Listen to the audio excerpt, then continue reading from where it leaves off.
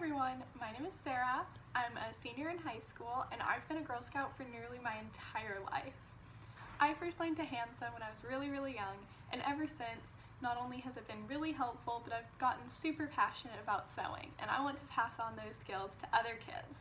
So this series of videos is going to be just that. I'll be teaching the very basics of hand sewing. So for anyone who has never touched a sewing needle in their life, or if you don't even know what that is, this is the video for you. So in this first video, we're going to talk about getting ready to sew. So that means sewing tools and how to use them safely, and then we'll prepare a needle and thread, and then in the next video, we can start actually sewing with it. Alright, so now I have moved over to my table where I'm going to be doing all my sewing for today. And first, we're going to start off by learning the basic supplies that you need to start sewing. And there's really very little, much less than you might think. So to start off with, we're going to need a sewing needle. This is my needle. All sewing needles will have a very sharp end over here and a hole in the other side, and this hole is called the eye of the needle. So as you can see, if I hold it up to the darkness, there's a little hole in it, and we're going to put thread in there later. It's important to remember that this end of the needle is very sharp.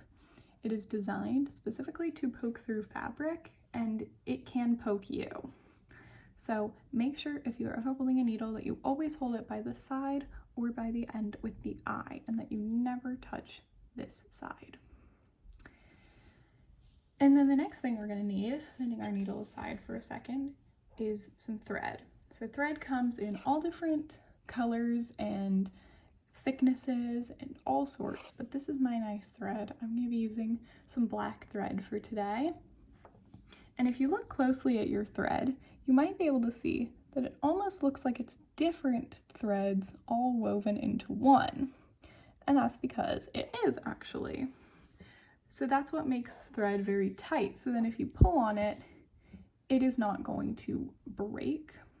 And that's good because obviously we don't want it pulling on our clothes and them getting ripped and destroyed. So you can find all sorts of specialty threads, like really fancy ones that really fancy sewers will use, or stretchy ones for certain types of projects. But most of the time you're just going to be using a pretty standard one like this. And then we get to my fabric. Now fabric is everywhere. The shirt you're wearing is made of fabric. A lot of chairs and couches will have fabric on them.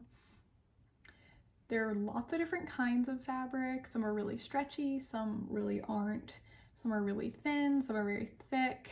Some are better for different types of clothing or different types of uses.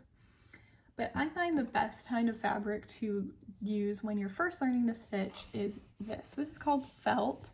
It's a very soft, almost fuzzy kind of fabric. And the reason I like it is because it's very cheap to get large quantities of it, which means that you can use up a lot of it without feeling too bad. And then the last thing we're going to need is just any kind of scissors. These are my nice sewing scissors, but any kind of crafting scissors or just any scissors at all that you have lying around will do the trick. So now we have all of our supplies, but we need to kind of put them together a little bit before we can start sewing.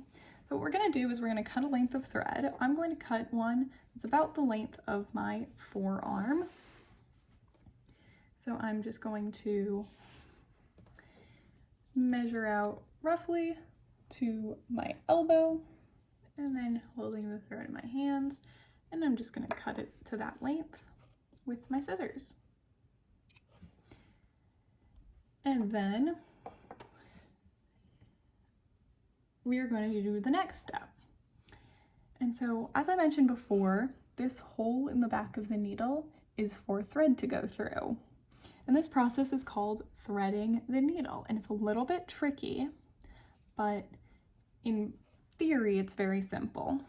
It just might take a few tries to get it. So what you're going to do is hold the needle so that you're looking at the eye, and then you're going to take your thread in one hand and you're just going to gently put it through the eye of the needle, just like that.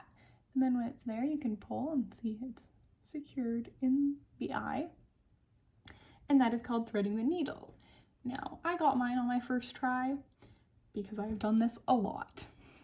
And even still, I don't always get that right on the first try.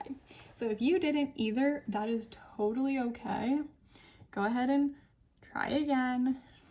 Try a few times until you get it. I guarantee you will get there eventually. Do not give up.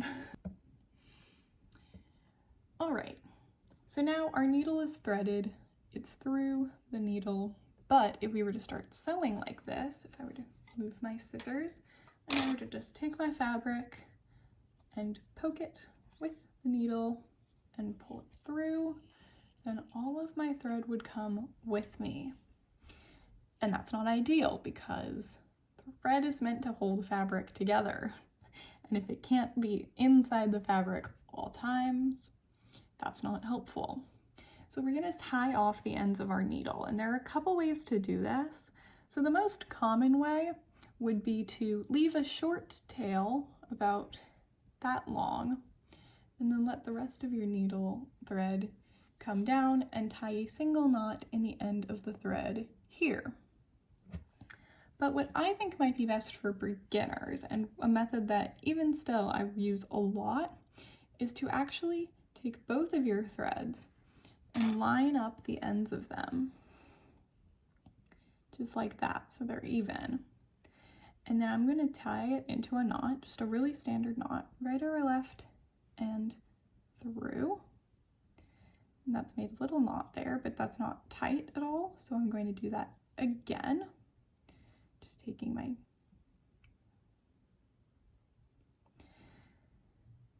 So when I have my threads matched up, I'm going to tie a knot with both of them in the end. And so I'm going to take my two threads and I'm going to fold them over, make a little loop with both of the threads, and then put the ends through the little loop. And thread is very small and very finicky. It's a little bit tricky, but once you have them pulled through, you just pull it nice and tight. And then you have a knot and some little dangly bits, and those dangly bits aren't important to us, so just to keep things nice and streamlined, I'm going to cut them off.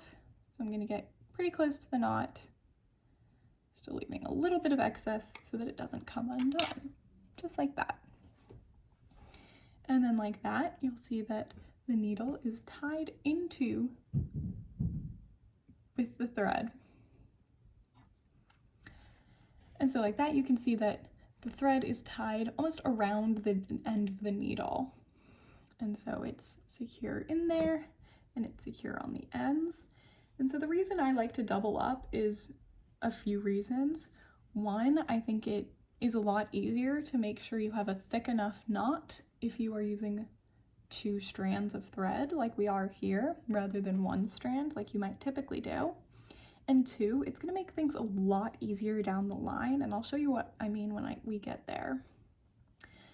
And furthermore, this is also going to create, basically every time we sew is going to be twice the sewing because we're using twice the thread. So it's going to make all our stitches a lot stronger and they'll last a lot longer.